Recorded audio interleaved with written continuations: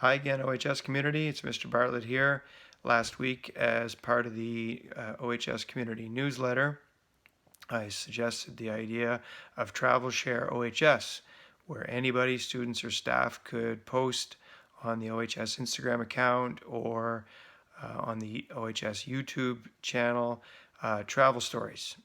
If you visited a place that you found really neat or really special, once in a lifetime trip, you could talk about it in couple of minutes, 1 or 2 minute video, put it together and post it for everybody else. I thought it kind of made sense, since we're not really doing much traveling these days, that we're pretty much stuck at home, that talking about trips we took might help us get through to the finish line in this isolation part of COVID-19.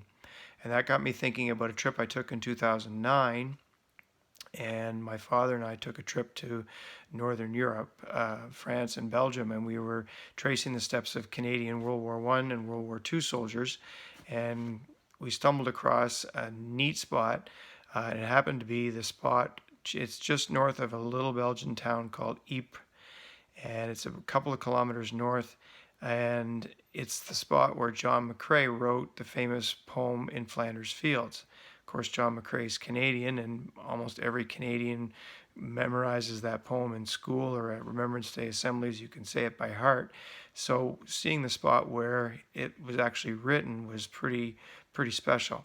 And as I said, 2009 is when we took our trip, and I have a couple of pictures here on my computer screen. I'm going to try to show you those right now. There's the spot where John McCrae was a doctor, used to help tend to wounded soldiers.